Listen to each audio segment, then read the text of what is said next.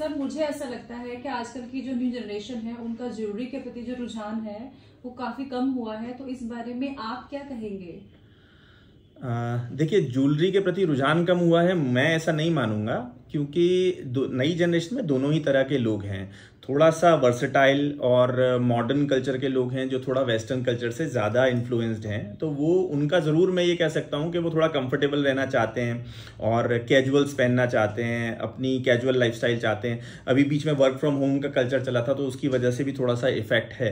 पर ऐसा नहीं है कि सारे लोग ही ऐसा सोचते हैं। अच्छा, फीमेल्स में मैरिज के टाइम पे अगर आप देखेंगे तो उनकी फैमिलीज में कहीं ना कहीं ट्रेडिशंस का भी कंसिडरेशन देखा जाएगा, क्योंकि उनके पेरेंट्स उनको, उनकी दादी, उनकी मदर, उनकी मामी, मौसी सब गाइड करते हैं कि बेटा अब ये शादी का टाइम है, इस समय ज्वेलरी की भी इंपॉर्टेंस होती है, इस तरह की ज्वेलरी आपको लेनी है, ब्राइडल के टाइम पे आपको ज्वेलरी परचेज करनी है। तो वहां जाके चीजें फिर चेंज होने लगती हैं, क्योंकि हमारा जो कंट्री है वो संस्कृति से जुड़ा हुआ है, हमारी रूट्स जो हैं वो संस्कृति से जुड़ी हुई हैं।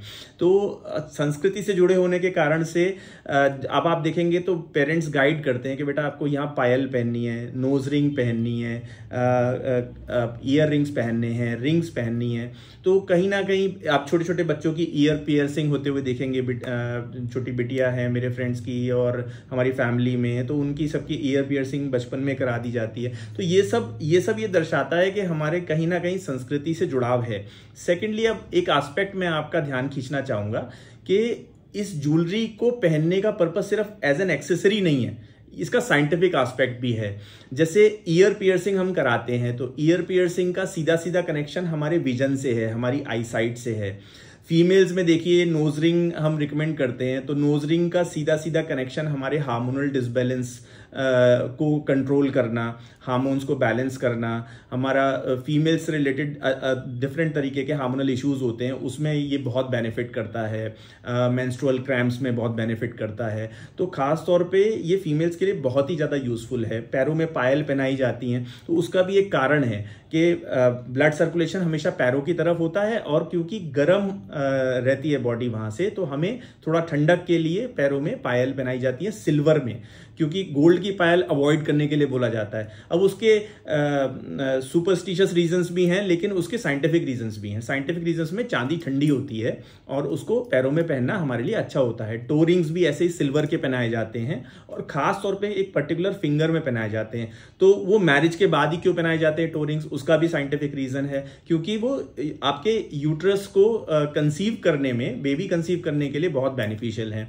इसी तरह के मल्टीपल बेनिफिट्स हैं। रिंग्स को अगर आप देखिए तो हमारे हाथ में मीडियन नर्व होती है जो सीधे हार्ट तक जाती है और कार्डियक डिजीज से हमें प्रोटेक्ट करती है। इस तरह के मल्टीपल बेनिफिट्स हैं जो हम साइंटिफिकली भी अपनी ज्वेलरी से लेते हैं। और हमारी संस्कृति में तो देखिए इतनी सुंदर सुंदर चीजें हैं कि कोई भी चीज बताई गई है तो उसके पीछे एक बहुत बड़ा लॉजिक है। तो मैं यंगस्टर्स से खास तौर पे रिक्वेस्ट करूंगा कि सिर्फ ज्वेलरी को एज अ एक्सेसरी ना देखें, आप उसको ऐसे भी देखें कि उसका साइंटिफिक बेनिफिट भी आपके लिए है। सेकंड थिंग, ज्वेलरी को परचेज करते वक्त ऐसे नहीं कि सबसे सस्ती ज्वेलरी कौन बेच रहा है, सबसे बड़ा हमें ज्वेलरी कहाँ से मिलेगा।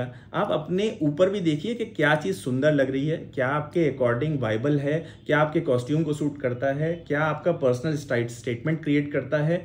तो ये क्योंकि आपको खुद को रिलिश करना है, पहले आपको खुद को प्रेज करना है और उसके लिए अच्छी ज्वेलरी चूज करनी है। तो इसमें आप ज्वेलरी डिजाइनर्स की सलाह ले सकते हैं। क्वालिटी वाइज हम अच्छे डायमंड्स ले पा रहे हैं, अच्छे जेमस्टोन्स ले पा रहे हैं, नहीं ले पा रहे हैं, इसके लिए प्रोफेशनल जेमोलॉजिस्ट को कांटेक्ट कीजिए, उनसे एडवाइस लीजिए और ज्वेलरी को अच्छे से परचेज कीजिए, उसका एक प्रॉपर डिसीजन लीजिए।